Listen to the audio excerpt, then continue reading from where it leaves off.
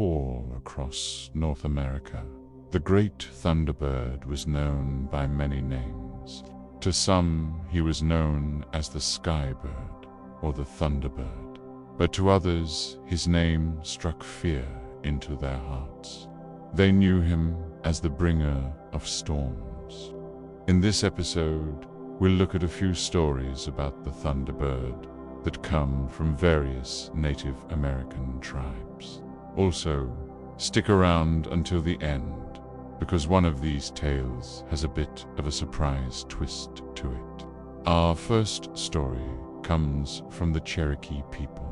In days gone by, the Cherokee lived in peace and harmony with nature.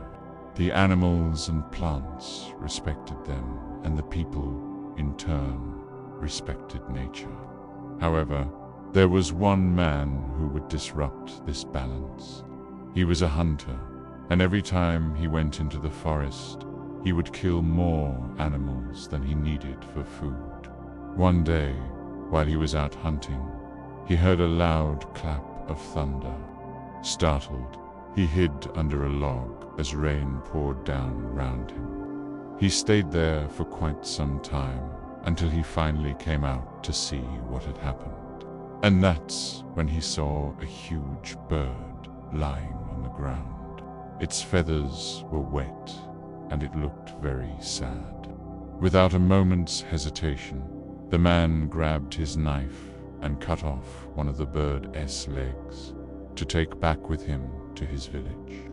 But as he did so, the bird spoke to him and said, "You have killed me, but next time you are in trouble. Call upon my name and I will help you." And with that, the bird died. The man took the leg back to the village and cooked it over the fire. It tasted so good that everyone wanted more. So the next day, he went back into the forest to kill another Thunderbird, only to be told by the other birds that the Thunderbird had gone to the sky to live among the clouds. Of course, the man didn't believe them, but he did decide to call out the bird's name, just to be sure. And just as if by magic, a bolt of lightning shot down from the sky, killing a bear that had been chasing him through the forest. From that day forward, the man and all the other Cherokee understood that nature must be respected. And they also learned that when calling upon the great Thunderbird for help, he would only answer those who were innocent and pure of heart. Moving up to the Pacific Northwest, we now hear the story of the Thunderbird from the Salish people. Long ago, before humans lived on Earth, the world belonged to the animals. They played with no rules and caused great destruction. A young coyote was tired of being tormented by an arrogant eagle. So one day he decided to seek out the great Thunderbird and ask for his help. When the Thunderbird heard Coyote's plea, he agreed to teach Coyote how to become a great hunter. First, he taught Coyote how to make snares out of vines and bushes. Next, he showed him how to use a spear made out of cedar wood. And finally, he gave him some claws to use as weapons. Now, armed with these tools and the power of the Thunderbird behind him, Coyote went to confront his enemy. At first, the eagle tried to scare him away by using his sharp beak and powerful talons, but Coyote stood his ground. Using the spear, he managed to wound the eagle. As the eagle was flying away, Coyote threw his net and trapped him. With his powers now gone, the eagle was at Coyote's mercy. Coyote could have easily killed him, but instead chose to spare his life. With the help of the Thunderbird, he had proven himself to be the superior hunter. And so the animals learned that day that no matter how powerful or respected you are, If you don't follow the rules, someone else will eventually take your place.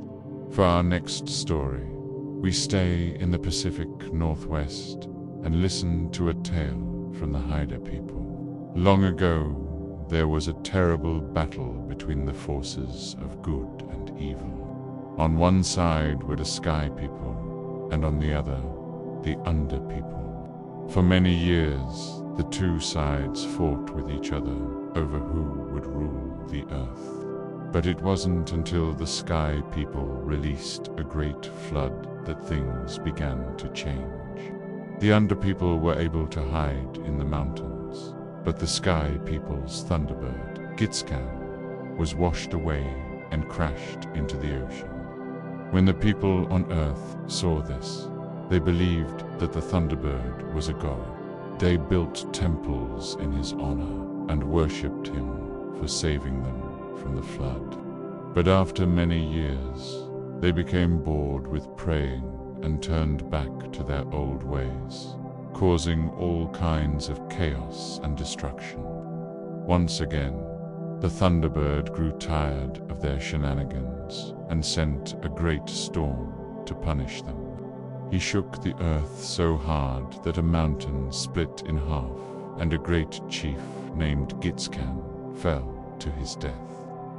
Because of this tragedy, the people began to pray once again. This time, Gitchu Manitou, the Great Spirit, answered their prayers and promised to send them a new leader. And true to his word, Gitscan, the son of the fallen chief, was born. Gitscan became a great leader and taught his people how to live in harmony with nature. Now we hear a story about the Thunderbird from the Ojibwe people. This particular story is one of the trickster type and features one of the most famous Native American tricksters, Nanabosho. One day, Nanabosho met a beautiful Ojibwe girl named Shemig. She was known throughout the land for her incredible singing voice, and Nanabush couldn't help but fall in love with her. Now, she wasn't just any ordinary girl. You see, she was the daughter of the Great Spirit, and her voice was said to be the very voice of creation. Nanabo was so enamored with her song that he asked if he could marry her. And although she liked him very much, she said that the only way they could be together was if he could bring her a lock of hair from the tail of the great Thunderbird. Nanabush thought this would be an impossible task, but he loved the girl so much that he was willing to try. He traveled to a nearby lake and paddled out to the middle of it. There he sat down and sang a song that sounded exactly like the call of the Thunderbird. Sure enough, the great bird came swooping down from the sky and landed on the water right in front of him. When it dipped its tail into the water, Nanabush quickly grabbed onto it and pulled it towards him. The Thunderbird screamed in pain as Nanabush raced toward shore. Just as he was about to reach land, the Thunderbird flapped its wings, creating a strong current that pulled Nanabush and the lock of his hair back out into the lake. Now, even though Nanabush failed in his mission, the great Thunderbird felt sorry for him, and as a reward for his bravery, the bird gave Nanabush another lock of its tail feathers. With this gift in hand, Nanabush returned to the village, where he used the feathers to weave a beautiful blanket for Shem. Although the Thunderbird's tail wasn't exactly what she asked for, she was still very pleased with the gesture. And so, Nanabush and Shemig were married, and they lived happily ever after. Before we go, let's look at the symbolism of some of the lessons from these stories. In many Native American cultures, fire is a symbol of purification and transformation. Water represents life, renewal, and cleansing. Thunder is associated with power, strength, and the forces of nature. Lightning symbolizes speed, energy, and enlightenment. Pan, the Thunderbird, who controls both thunder and lightning, is considered the most powerful being in the sky. In today's world, we could all do well to remember the lessons these stories impart. We should respect nature and all living things. We should always tell the truth and never break our promises. We should also be kind to others and never use our power to harm or destroy. These are just a few of the important lessons that we can learn from Native American mythology. And finally, we should remember that stories like these were not just meant to entertain the children at bedtime, but were also a way to pass on important knowledge and values from one generation to the next. So when we think about the Thunderbird, let us also remember the valuable lessons that come along with it. Thank you for joining me on this journey through the world of Native American mythology. If you enjoyed this episode, please hit the like button and subscribe to our channel for more. Until then, keep learning, keep growing, and keep dreaming big dreams. And remember, the Thunderbird will always be watching over us, reminding us to be respectful, truthful, and kind to all living things.